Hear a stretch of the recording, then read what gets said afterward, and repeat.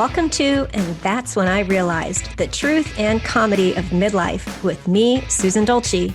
And me, Leone Dyer. We're two good friends navigating the twists and turns of that middle part of life, and we are laughing our way through it. Don't get us wrong, it's not all that funny all the time. There's so much we're unprepared for. Adult children, changing bodies, aging parents. We want you to know that you are not alone in these challenges.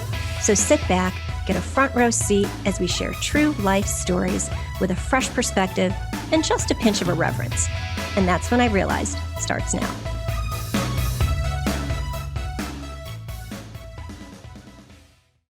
Hey, everybody. Welcome to And That's When I Realized. I'm Susan Dolci. And I'm Leone Dyer. As I clear my throat. And this is a show where we are tackling the truth and comedy of midlife. Leone and I are best friends. We're now besties, which we'll get to later in the show. I'll explain why we're besties. We're best friends who try to get together on Zoom every Friday to have those conversations that friends share. We talk about our week, our joys, our challenges, and the laughs, and discuss all of that stuff. And I don't know about you, but we thought that by the time we were in our mid-50s, we would have kind of had life figured out by this point.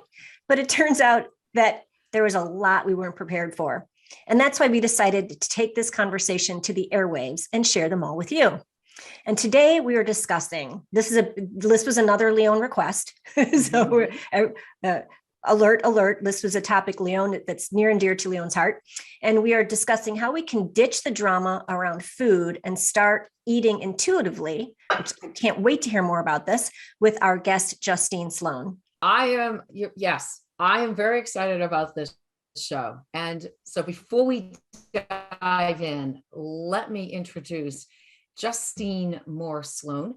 She is a best-selling author, a health and mindset coach, and the co-founder of Boss Lady Milwaukee, a networking and mastermind group for women in the Milwaukee area. After 20 years of struggling with poor body image and disordered eating, Justine embarked on a healing journey to reach a place of self-love and acceptance.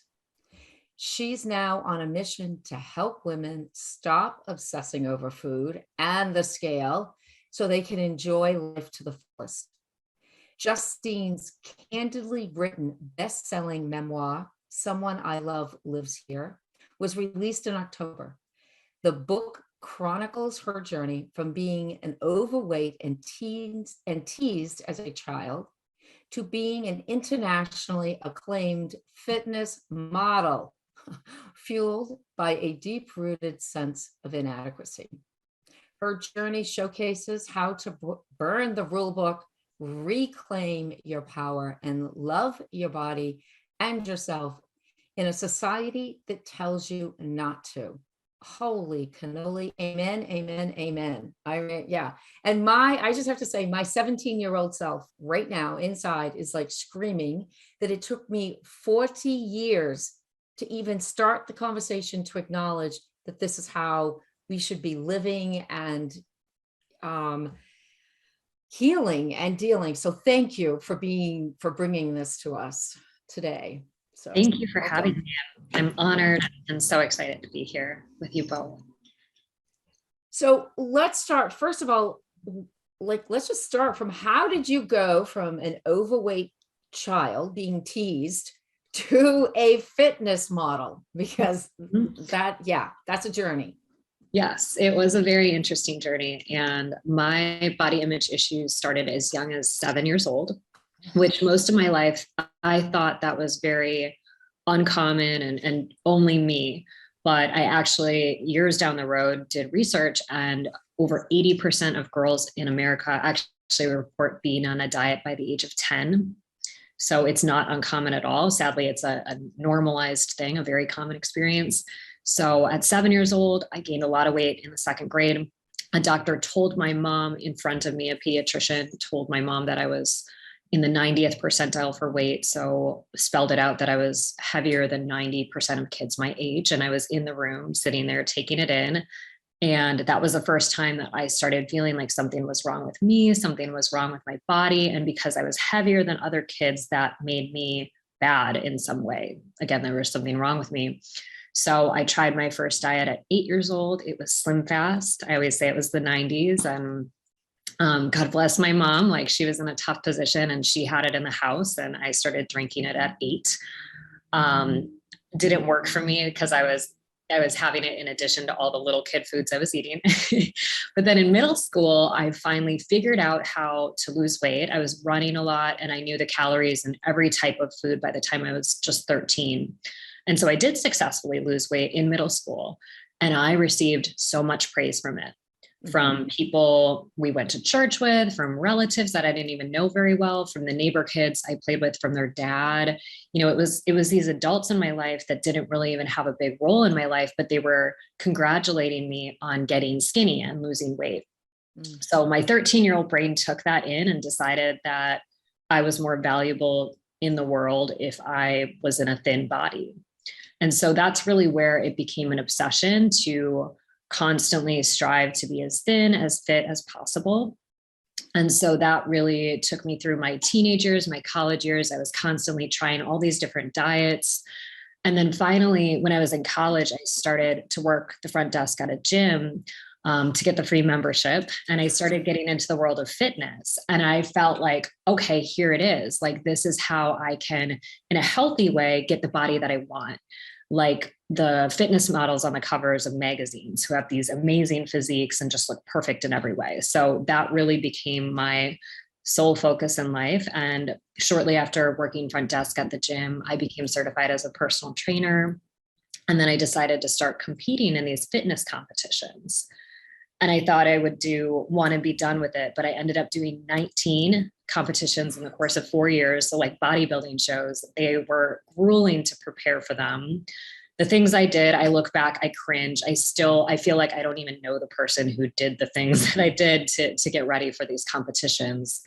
Because I feel light years beyond it now, but I was very successful at it. As much as I was doing unhealthy things to my body to look that way, I was succeeding and I was winning shows and getting trophies, and I ended up getting sponsored for it. So then it actually became my paycheck, my livelihood to look this way and to do these shows. And I had a supplement company that was paying me salary and then flying me around the country to the shows and the expos. And I was like signing autographs of these fitness images and the whole 9 yards. Like, I look back and I can't believe, again, I did all this stuff, but behind it, I was so miserable. And no matter how lean I got, no matter how fit I looked on posters in magazines, I still never felt like I was good enough. It was never enough. And I had not worked on any of the internal stuff. And I, again, was not respecting my body at all. So that crashed and burned in 2014. That was like my rock bottom, but the hugest blessing in disguise. I was diagnosed with severe adrenal fatigue and my thyroid had burnt out. Basically, my hormones were just a complete mess from over dieting, overtraining, just restricting my body in such a grueling way. So my doctor called me up after looking at my blood tests and said, you have to stop. And so that was the time that I made all these big changes in my life. I moved out of New York back to my home in Wisconsin. I stopped competing. I pulled away from the whole fitness industry, and I started to really find out what made me feel happy and whole. And that's really where my healing journey began. And from that point, that's almost, 7 years, going on 8 years. And like I said, today, I feel like a completely different person and have really gotten to the other side of it and don't struggle with the food and body image issues, like hardly ever. It pops up maybe a couple times a year. So now that's what I really love to do is empower others to get on the other side of these issues as well. I am in awe because I am someone who started probably, it was probably like after I had my first child is when the weight issues really started happening, and depression and that just, I am a foodie and I eat. That's just, I eat. But I grew up where my mom would have her, and Susan and I were laughing about this, when you would go out to eat in the 70s, it was the, Susan, what was it called? Do you remember? Called the diet plate. the diet plate. And it was like a meat patty and a scoop of cottage cheese and a peach and some lettuce. Or a pineapple or pineapple. Yeah. And if you were at a really fancy place, they put that little cherry on top. And that's what my mom would get all the time. So that was kind of like the culture I, grew up in. So when I started struggling with weight issues, then I went on the let's go on the diet tour, and I went through all of them. And I still have that mentality that I have, that, if the scale doesn't say something, or if I don't look a certain way, or if I put on, and after these last 2 years that we've had, like just getting dressed, sometimes I'll pull out an outfit. I'm like, oh, this is not good. And it goes for our kids. So there is that whole image thing still happening to me. I will say though, and this was one reason I really wanted this show. My daughter, who is in her 20s, my nieces are in their early 20s. They're on a completely, and Susan's daughters as well. She has three. And my middle daughter has a sort of a similar story to yours, Justine. I'll share that one. But yeah. And they have a different viewpoint than how I grew up. And I don't know how we can get people our age. And that's kind of what I want, like, how do we get people in that middle, like 40s to, I don't know, older, to understand what intuitive eating is, which I really want to talk about probably in a little bit. But where is that mind shift? Because you went from being incredibly fit to like hitting rock bottom to like, okay, what really made me happy?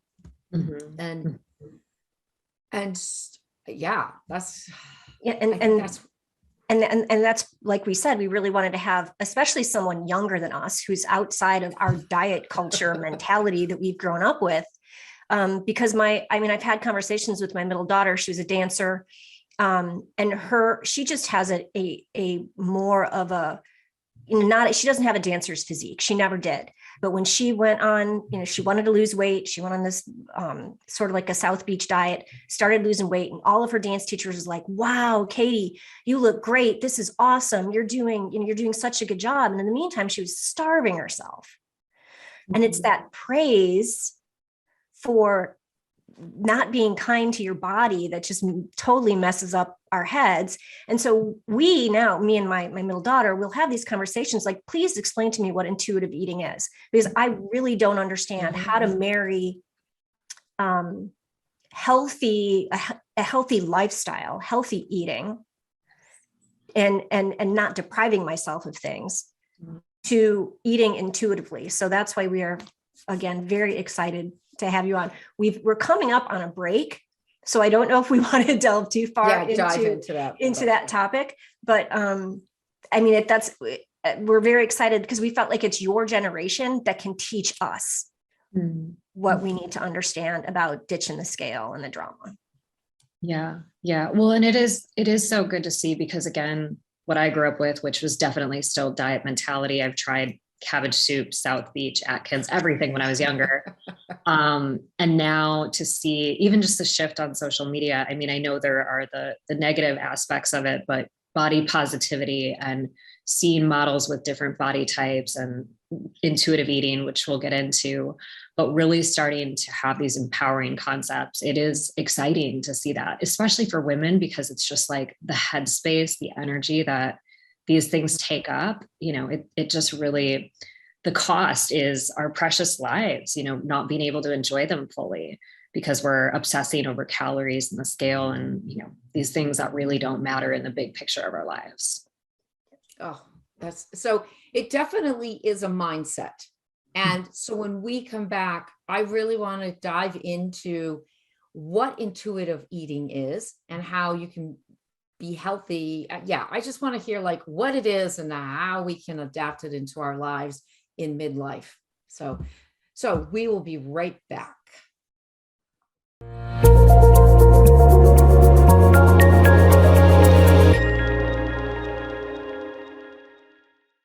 Okay, welcome back to And That's When I Realized, the truth and comedy of midlife.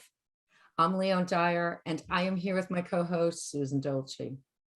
We have the honor today to have Justine Sloan, a health and mindset coach, author of the best-selling memoir, Someone I Love Lives Here. And today we are talking about ditching the drama around food and start eating intuitively. And that is exactly what I want to talk about now is what is intuitive eating and how can we embrace that? Mhm. Yeah. So intuitive eating, this is such a big topic and a big thing to dive into, but it's really learning how to trust your body and tune into your body's signals and your body's own intuition to eat. And I have to backtrack a little bit. So coming out of my experience with dieting, and for people who have been stuck in the diet mentality for a while, when I was first introduced to this concept, a friend actually gave me a book. And I was so triggered by the idea of trusting my body. I was like, there's no way that could ever happen. This is going to be brownies and cupcakes day and night. You don't know me. So I didn't even open the book. I couldn't even bring myself to read a single page. I gave it back to her. Now, years later, I have that same book on my shelves. I recommend it to everyone. The Intuitive Eating Bible. I'm blanking on the authors right now, but it's Intuitive Eating, a revolutionary approach that works, is kind of like the original book on this. But I have every page highlighted and teach these principles and live these principles. But the thing to know is that we are all born intuitive eaters. As children, we don't have all this drama around food. We don't have concepts of good and bad food. We don't emotionally eat. We don't stress eat. We don't overeat. As children, we come into the world and we know how to nourish our bodies, and we eat when we're hungry and we stop when we're full for the most part. But then at a very early age, we start getting all these messages about how much to eat, when to eat, what's good and bad, start demonizing certain foods, which I always say too, that's one of the big things I share with people is stop calling food good and bad. They have different nutritional values, and some foods give us a lot of energy and have a ton of nutrients, and that's great. We want to choose those because they're going to make us feel good. But some foods are good for the soul, chocolate cake or, like food is enjoyable and there is nothing wrong with that. I love food too, but it's, recognizing that it's not bad and you're not bad for eating these things. As we start to let go of those terms and we start demonizing the food, again, it loses its power and that weird energy around it, where honestly beating yourself up for what you're eating and feeling guilty about what you're eating, I believe is worse for you than any food you could ever eat. And they've done studies on this. They've actually measured the hormonal and physiological response of people when they were consuming milkshakes. And they brought them in. This study was done at Yale. They brought them in and gave them shakes on 2 different occasions. And one time they told them it was a lean sensible shake, I think 140 calories. The second time they told them it was a rich indulgent shake, 620 calories. And they measured their responses, and the shakes were actually placebos. So it wasn't different either time, but their bodies responded differently because they believed they were eating something good or bad. That's crazy.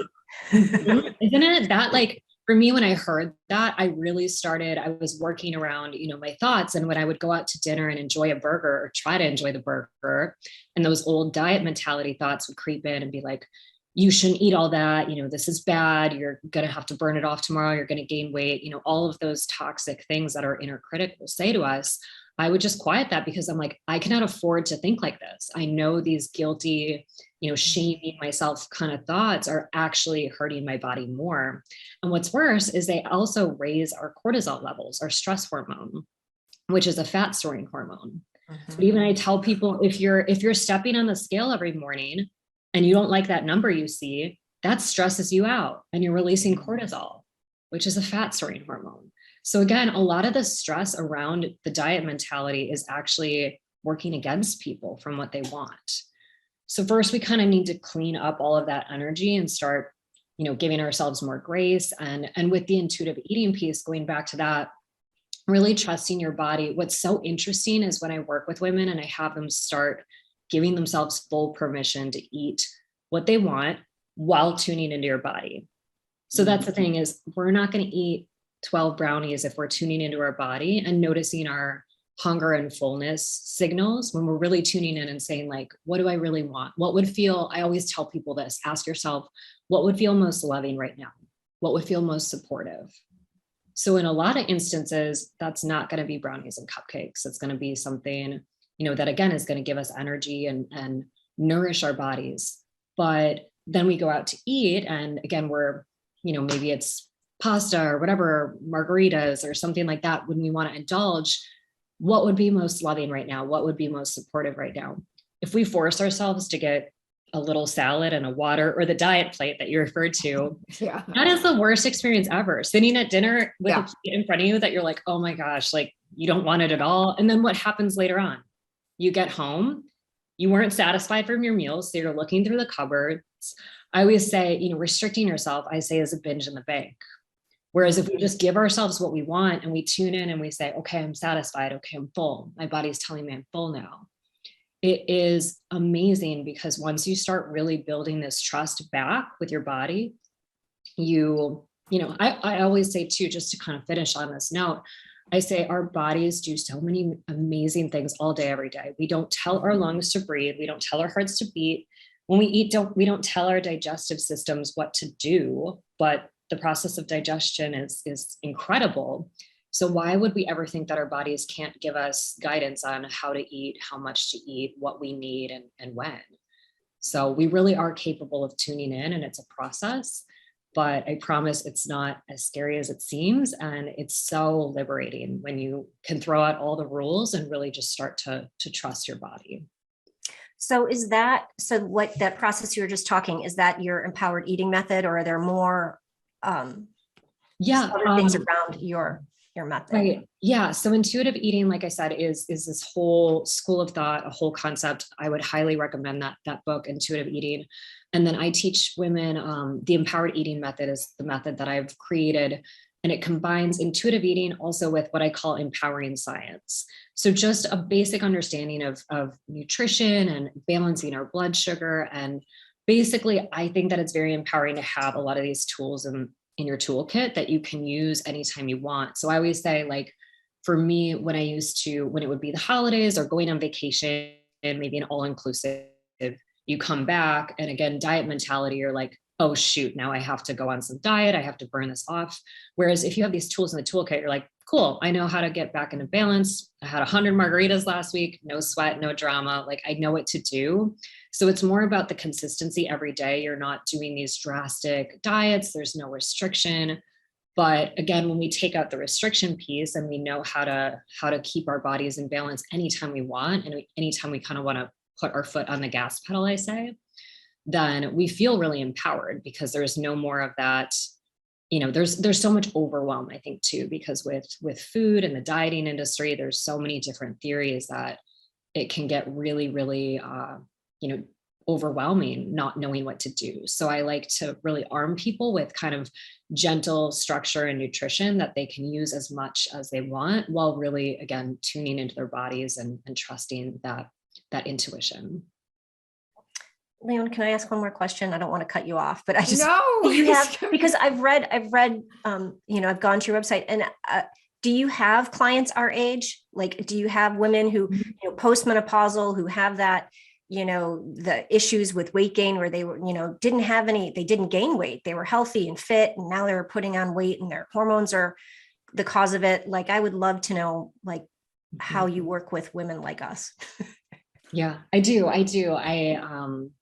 I work with women from like 20s through 60s. And I mentioned the cortisol, but yeah, hormones shift a lot post-menopause, and cortisol goes up. So there are a lot of major changes that, are really distressing, because again, when you're used to your body operating one way and then things just aren't working that maybe used to work, or things are, shifting that have never been an issue before, it can be really distressing. I don't know firsthand, but I've definitely spoken to a lot of women about this. So I work with people to, again, really give them the tools that they can optimize their health, their hormones. I love the science of nutrition. Like, we really are what we eat.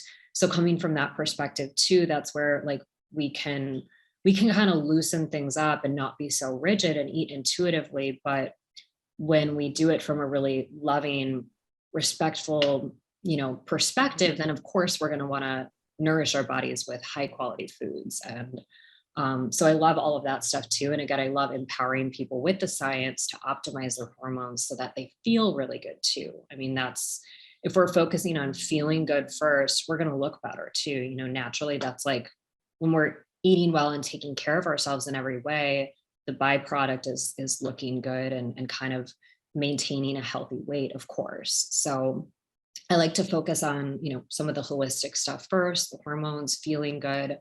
And then, like I said, it's a beautiful side effect to also feel confident in your own skin.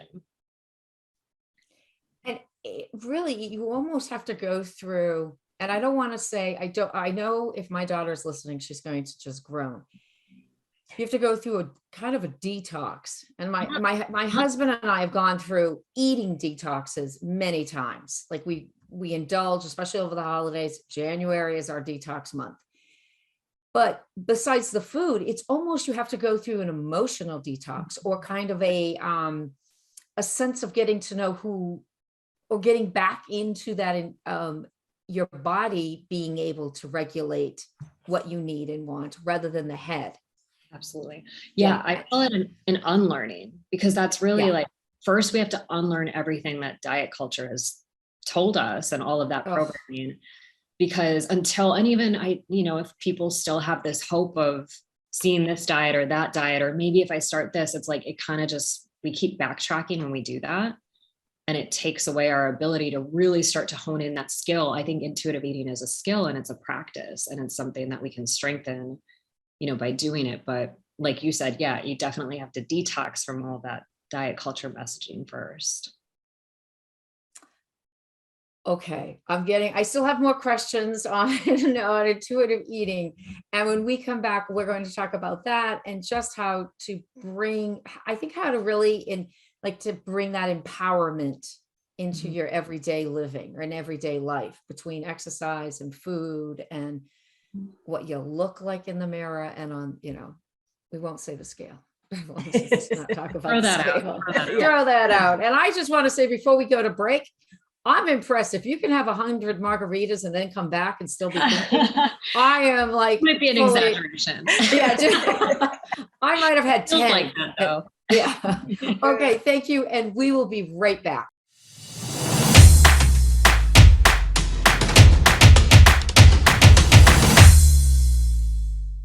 Hello. This is, and that's when I realized, I'm Leone Dyer, and I am here with my co-host and best friend, Susan Dolci. And today we're talking with Justine Sloan, and how we can eat intuitively, which for some of us is a whole new concept, and how we can embrace our body with who we are and what our body is. So Justine, before we jump back in, where can people find you? And also, can you tell a little bit about your giveaway that you're giving to people, which is a free EFT tapping series, which is which is a video, correct? Yeah. So my website is justinesloan.com, and I also love to hang out on Instagram, and my Instagram handle is the Justine Sloan, at the Justine Sloan. And yes, the EFT tapping series is a how-to on, first off, what EFT tapping is, because it's a very unique approach that for a lot of people, it seems weird at first, but it's so powerful. It's made a huge difference in my life, and I share it with all of my clients as well. So it's a 2-part series. The first video is how to do it, what it is, all of the basics. And then the second video is actually EFT tapping on not feeling good about your body, which is something that I think as women, almost all of us can relate to. So, and just really quickly, EFT tapping is something that I mentioned the cortisol a couple of times. It brings cortisol down really, really quickly. Amazing for anxiety, for stress, for repetitive thought patterns that you want to get rid of or shift. Really any negative, distressful feelings you're experiencing, you can use EFT tapping to very quickly lower those levels of distress. And for our listeners, you can reach that link if you go to the show description on Transformation Talk Radio. There is a link to that giveaway on our show page, and that'll take you directly to the landing page for that series. Yes. Yeah, I highly recommend EFT tapping. I do it on a regular basis with my clients, myself, my daughter.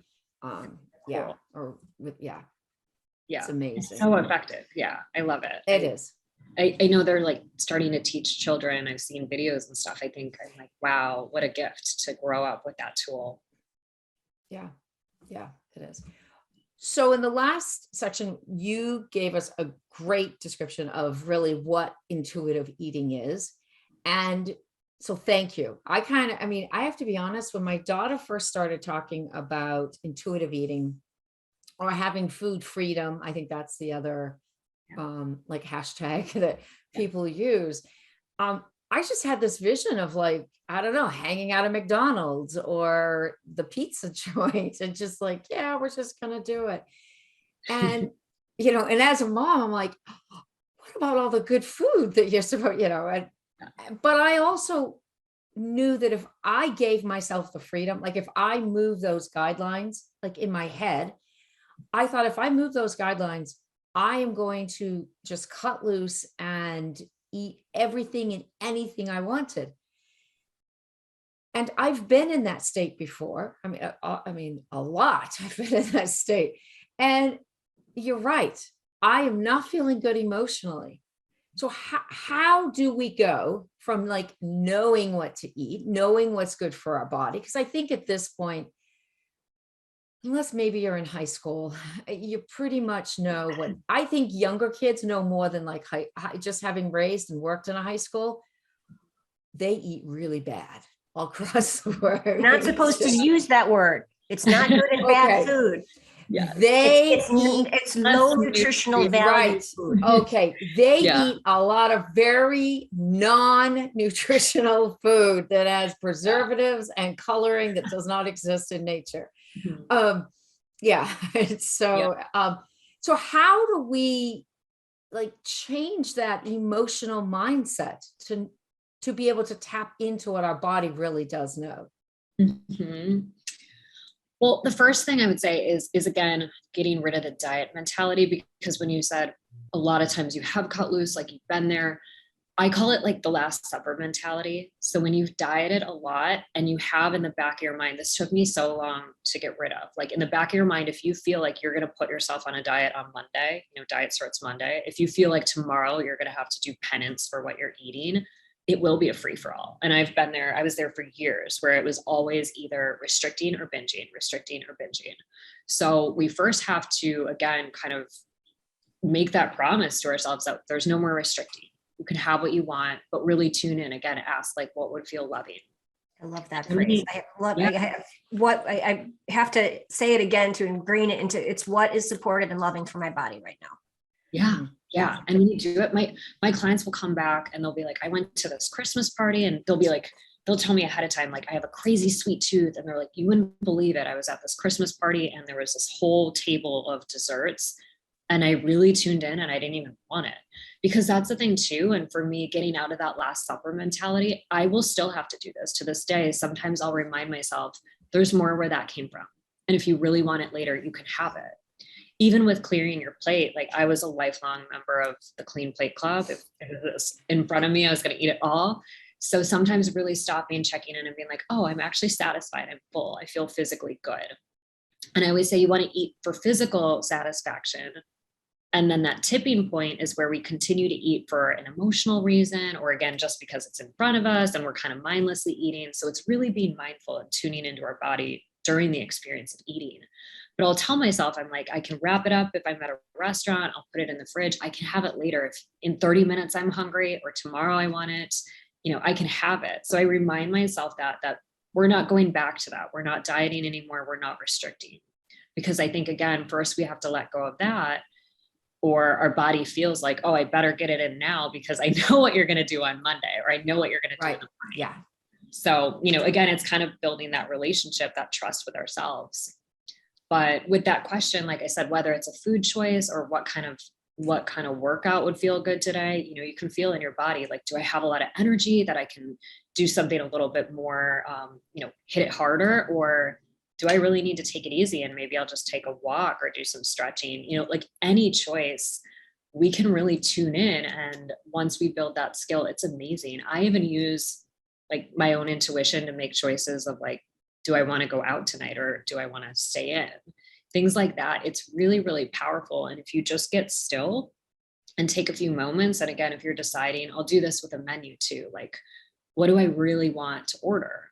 And if you get still and you tune in, it's incredible how you always know, like you have that, we talk about that gut feeling or that gut intuition, like you do know what's best, but we're just so ingrained with these ideas that we can't trust ourselves. And again, from such a young age, we're kind of outsourcing our body's wisdom and saying, oh no, you tell me what to eat. This diet will tell me what to eat, or portion sizes, or, serving sizes. It's like, said who? Like, again, our bodies will tell us when we're hungry and when we're full, but it's something that a lot of us have tuned out for decades, for a lot of us.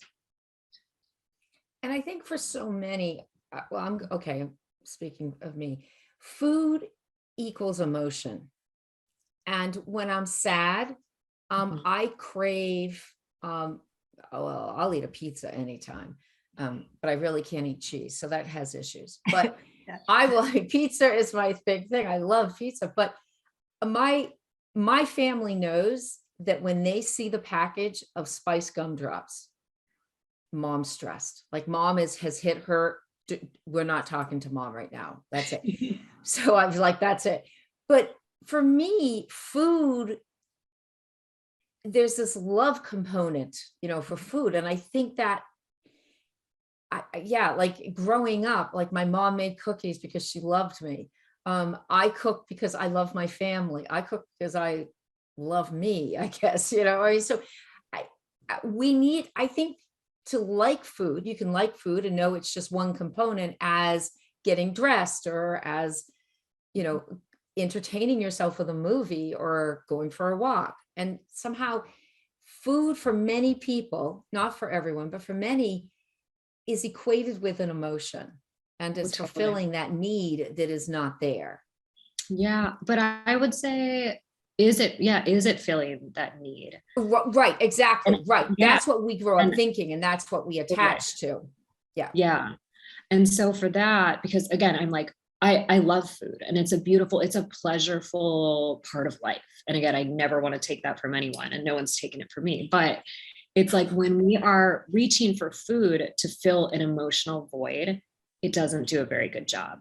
When we're feeling sad or stressed or angry, the food actually never really gives us what we want. It might feel like pleasureful or comforting for a few minutes, but usually after we have it, then we just feel worse. The emotional void is still there. And now we feel guilty for what we ate, So it's kind of this vicious cycle. So I always say one of the recommendations I have for that is to make a non-edible nourishment menu. And so I'll work with clients, and it's like, instead of, they come home and they've had a stressful day at work, instead of going to the fridge, maybe a nice relaxing bath or shower or turning on music, or, so you create this menu of things that make you feel good. You're maybe stressed or lonely, so you call a friend. Instead, you watch something that makes you laugh, or, you can do these other things that actually do meet your emotional needs without turning to food. So, and again, that's so much more loving than trying to fill the emotional need with food when we're not actually hungry. I love that idea. I mean, it would be so cool, especially if for anyone listening who has younger, children, and this is starting to be an issue, just, I can see it, like putting it on a chalkboard, or like what makes, to choose from, kind of like the menu of happiness for items. Okay. We are going to be taking one more break. And when we come back, I want to talk about how people can look in the mirror and love what that main accent just came out. Look in the mirror and really appreciate and love what they see, because that's an issue. And I think that's just an issue. Right? So when we come back, we'll be talking about that, and we will take our last break right now.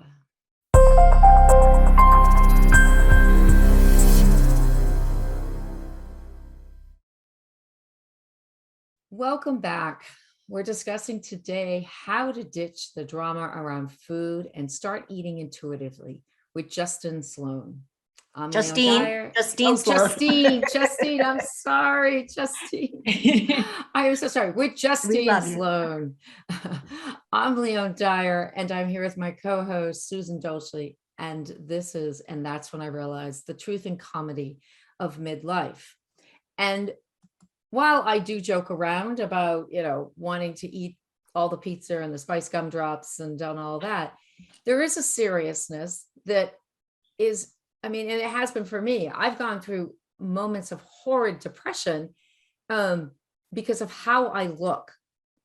And so, and I think that's what has pushed a lot of this diet culture, is that if you don't look a certain way, and when the most compliments I received in my weight loss was and this is really sad, I went through chemo about 19 years ago, and I was really sick the whole time. And so when I went back into society, people didn't know what to say. I had no hair. I looked horrible. People would say, wow, you look amazing. You lost a lot of weight.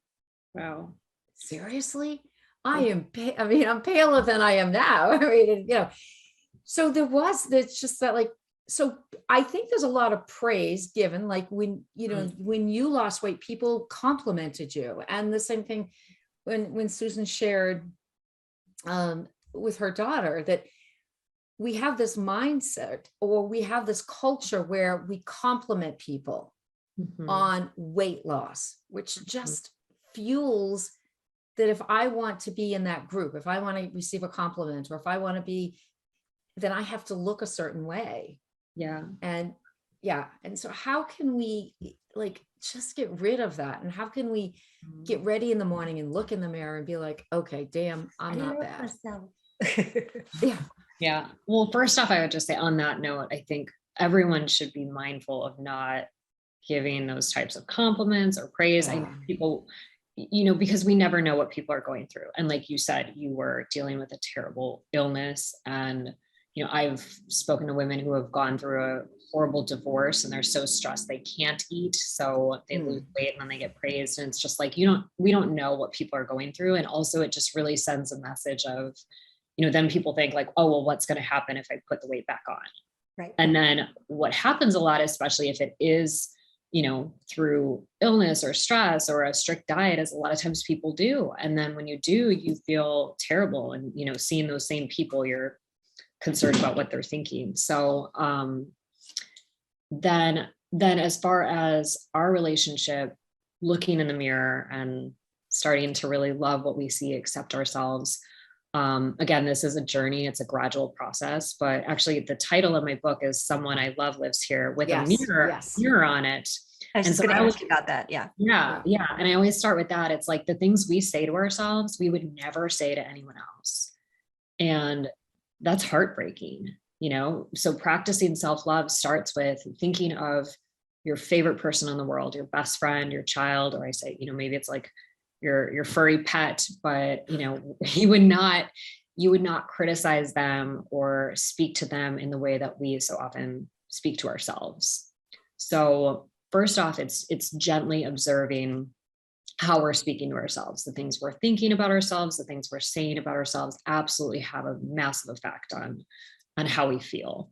So observing it and then really starting to shift the conversation. And it's, if we're not saying nice things, I would say, step away from the mirror. Don't sit there and pick yourself apart. Don't sit there and pick pictures apart. I think a huge message that I always want to share with women is we're so much more than bodies. We are not our bodies. And we come into the world as little tiny baby bodies, and our bodies change throughout our entire lifetime. And, they evolve, and they're really this beautiful vessel so that the person we are on the inside as a soul can do this thing called life. It's really a gift to have a body, and really starting to just appreciate your body, getting away from how it even looks. But if we can move around, and if we can eat and run and jump and dance and do life. Again, that is such a gift. So really starting to appreciate our bodies as what they really are, a miracle. And again, this vessel that allows us to live our lives. So coming from that perspective, I think really, really shifts it. And just knowing that we're so much more than what we look like, and detaching from that, because that's a losing game. You know, when we're attached to how we look, again, our bodies are going to change. We age, everything changes. It's inevitable. It's part of life. And also the whole standard of beauty, or what is attractive in a body, that changes too. And those aren't even our beliefs. Those are pushed upon us. And we can even look at, I think it's so interesting with body types, how they change decade to decade. You know, 50s was a different body type than 60s. And even for me growing up, I was seeing all these stick thin, like supermodels, the Kate Moss, and then going into Lindsay Lohan when I was in high school, or Paris Hilton, the Olsen twins, just clothes hanging off their bodies so thin. And then it moved into like J-Lo and Kardashians. So it kind of makes me laugh. But again, like society will tell you like, oh, that's no longer beautiful. Now this is beautiful. This is how your body's supposed to look. And yet we all look different, and our bodies all want to do what they want to do. So I think really, again, detaching from even the idea of aging for women is so like, oh, like we're not allowed to age, or we're told it's not beautiful. Like, said who? Like, why not? Like, again, it's such a gift to age. It's such a blessing. Exactly. Yeah. So if we can reframe that and start to see these things as beautiful, which, takes a lot of deeper work, but we get to choose, what we believe. And, we don't have to take what society is selling to us. Yeah. Thank you so much. This has been an amazing discussion. Yeah. I feel like we could talk for another hour. We absolutely could. We have so many questions about this kind of stuff. But again, people can find you at justinesloan.com. And her book is Someone I Love Lives Here. You can find that, I'm sure, where you buy your favorite books. And if you go to the show description on Transformation Talk Radio, there is a link to her EFT Tapping Series. So if you head on over there and click that, it'll take you to those videos. We always end with a sticky note, Justine. I wish we had the quote that you gave us during break, but we didn't. I know. So we end with a sticky note because we say life doesn't come with an instruction book, but we can hand you some wisdom, one sticky note at a time. So, Leone, what is today's sticky note? Today's sticky note is: being a healthy woman isn't about getting on the scale or measuring your waistline. We need to start focusing on what matters and how we feel about ourselves. Michelle Obama. Who also has a wonderful attitude about aging and beauty and nutrition. So I just want to take a quick minute here, because we're going to, in our next two shows, we're going to be doing something a little different. We're going to have the Bestie Book Club. And it kind of piggybacks sort of on this topic a little bit, but we decided we want to read Tony Robbins' new book, Life Force: How New Breakthroughs in Precision Medicine Can Transform the Quality of Your Life and Those You Love. And it's really raised some interesting topics about aging, about precision medicine, its affordability, some ethical issues. So we're going to do it over two shows. And probably the second show, we're going to talk about aging and beauty and all of that. So if you want to get the book and read it along with us, it's Life Force. We do not have, we're not affiliated with it at all. I'm not going to tell you where to buy it. Go to your small bookstore. I will say that and buy the books there. Justine, thank you so much. Thank you, Justine. Wonderful, wonderful interview. And thank you so much for having me. Yeah. And I hope everyone checks out your website and the EFT tapping and everything that you have to offer. And remember, age is just the number of years the world has been enjoying you. Thanks for listening, everybody. Thank you. We'll see you next time. Thanks for being here with us today on And That's When I Realized. We are here to shed some light on the misconceptions around midlife by sharing real life stories and a fresh perspective. Look, we know it's not easy, but change is constant and inevitable. Let's explore what it means to move through challenges with a dose of humor and embrace each challenge, each new discovery with a higher sense of understanding. We hope you heard something today that made you laugh and recognize the truth and comedy of midlife. See you next time.